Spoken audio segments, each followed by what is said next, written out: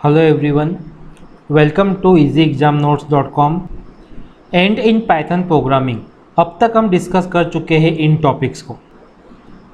In this episode we are going to discuss about dictionary methods in Python. So इस episode में हमें discuss करना है some methods in dictionary. और dictionary क्या होती है हम डिस्कस कर चुके हैं प्रीवियस एपिसोड में। फॉर एग्जाम्पल मैं यहाँ पर एक डिक्शनरी वन नेम करके बनाता हूँ और इस डिक्शनरी के अंदर मैंने एक की रखा नेम और यहाँ पर हमने वैल्यू दे दी जयेश। अनदर की मैंने यहाँ पर रखा ईयर और यहाँ पर हमने वैल्यू दे दी 2020। एक की हम यहाँ पर और लेते हैं, की को नेम दे दिया सिटी और यहाँ पर हमने वैल्यू दे दी इंदौर। हमको डिस्कस करना है मेथड्स कैसे यूज़ करेंगे। फॉर एग्जांपल एक मेथड है हमारे पास गेट नाम की।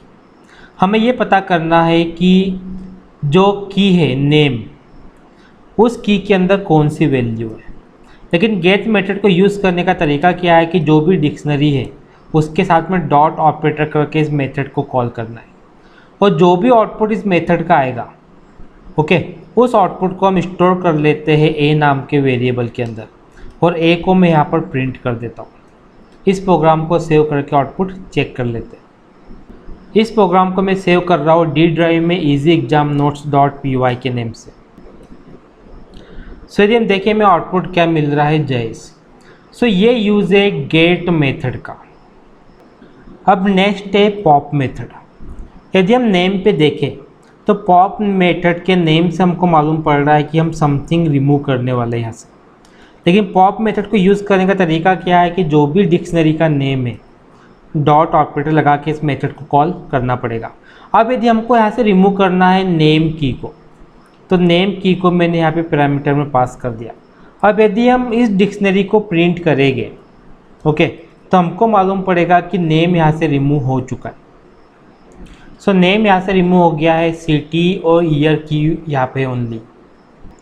अब डिक्शनरी वन की प्लेस पे मैं नेम यूज़ करूँगा D1। अब जिस तरीके से पॉप मेथड होती है ठीक उसी तरीके से पॉप आइटम मेथड भी होती है। लेकिन पॉप आइटम मेथड क्या करेगी, जो लास्ट की है लास्ट वैल्यू है उसको रिमूव करती है। चेक कर लेते हैं। यदि हम देखें जो लास्ट वैल्यू यहाँ पर थी ईयर, ईयर को रिमूव कर दिया है। अब जिस तरीके से पॉप आइटम मेथड होती है ठीक उसी तरीके से यहाँ पर क्लियर मेथड भी होती है। हमको नेम से क्लियर हो रहा है कि इस मेथड का यूज़ जो भी डिक्शनरी हमारे पास है उसको एम्प्टी करने के काम में आएगी। चेक कर लेते हैं। सो डिक्शनरी के अंदर कुछ भी नहीं है, डिक्शनरी यहाँ पर एम्प्टी हो चुकी है। अब हमको यहाँ पर यूज़ करना है कॉपी मेथड का। एक्चुअली हमको नेम से ही क्लियर हो रहा है। कॉपी मेथड क्या करने वाली है, नेम से क्लियर है ये कॉपी करने वाली है, बट किसको, डिक्शनरी को, D1 डॉट कॉपी मेथड। लेकिन जो भी आउटपुट इस कॉपी मेथड के थ्रू आएगा उस आउटपुट को हम ए नाम के वेरिएबल के अंदर स्टोर कर लेते हैं। अब देखते हैं कि ए नाम के वेरिएबल के अंदर डिक्शनरी कॉपी हुई है कि नहीं हुई है।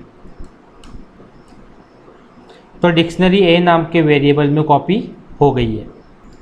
अब यदि हम कॉपी मेथड को यूज़ ना करें, सिंपल इस तरीके को यूज़ करें कि D1 को हमने कॉपी कर लिया है ए के अंदर। अब हम लोग देखते हैं कि प्रोग्राम का आउटपुट क्या आएगा। हमको डिक्शनरी यहाँ पे कॉपी हो गई है, लेकिन क्या ये कॉपी है? क्या D1 ए के अंदर कॉपी हुई है? सो आंसर इज़ नो, ये कॉपी नहीं है। इस केस में क्या हो रहा है कि हम जो D1 का रेफरेंस है, D1 रेफरेंस को हम असाइन कर रहे हैं वेरिएबल ए को। यहाँ पे कॉपी नहीं हो रहा बल्कि रेफरेंस असाइन हो रहा है। अगर D1 में कुछ भी चेंजेस होगा तो वो ए के अंदर रिफ्लेक्ट होगा।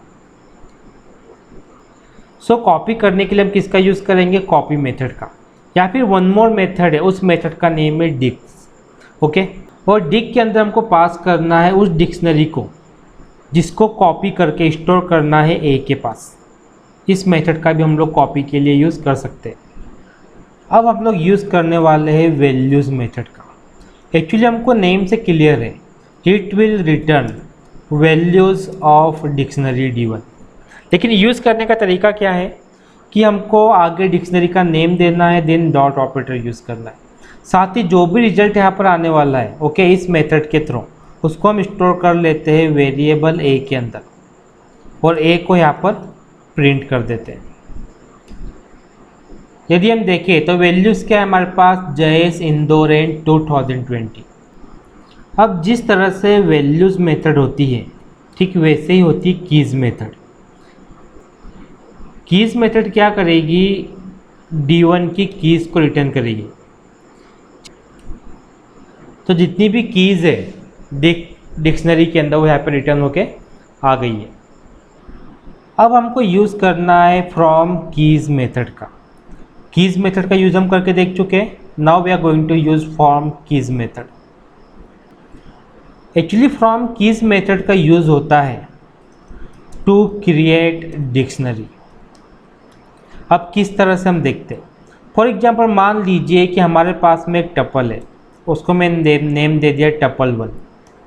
अब टपल 1 के अंदर कुछ वैल्यूज़ है, जैसे यहाँ पर हमने एक वैल्यू दे दी नेम, यहाँ पे हम कुछ भी दे सकते हैं। यहाँ पर मैंने एक वैल्यू दे दी A, यहाँ पर अनदर वैल्यू दे दी B, यहाँ पर अनदर वैल्यू दे दी C। ये हमारे पास में एक टपल है। अब हमको क्रिएट करना है डिक्शनरी, तो मैं एक डिक्शनरी 1 करके डिक्शनरी यहाँ पर बनाता हूँ और डिक्शनरी 1 को मैं इनिशियलाइज करता हूँ डिक्ट डॉट फ्रॉम कीज़ नाम की मेथड से।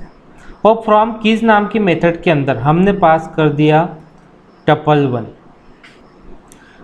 और जो डिक्शनरी 1 हमारे पास में है इस डिक्शनरी 1 के अंदर क्या स्टोर हुआ है उसको हम लोग प्रिंट करके देख लेते हैं।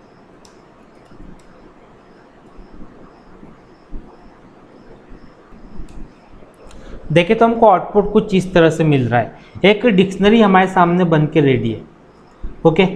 की है A, वैल्यू है नन, की है B, वैल्यू है नन, एंड की है C, वैल्यू है नन। और उस डिक्शनरी का नाम क्या है, डिक्शनरी 1। अब हम यहाँ पर वन मोर वेरिएबल ले लेते हैं वैल्यूज़ के नाम का। हम कोई भी नेम ले सकते हैं। यहाँ मैंने पास कर दिया 10। अब टपल 1 कीज़ का काम कर रहे थे, यहाँ मैंने रखा वैल्यूज़। ये किसका काम करेंगे, की के लिए वैल्यू का वर्क करेंगे।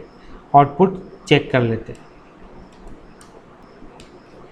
तो हमको आउटपुट कुछ इस तरह से मिल रहा है, की A वैल्यू 10, की B वैल्यू 10, की C value 10। Now in next episode we are going to discuss about if else in Python. Now questions for you. Question number 1. In this episode which method is used to create a dictionary in Python? And second question is name the methods which we discussed in this episode. And please type your answer in comment box ताकि others को भी answer मालूम पड़े। Thank you for watching.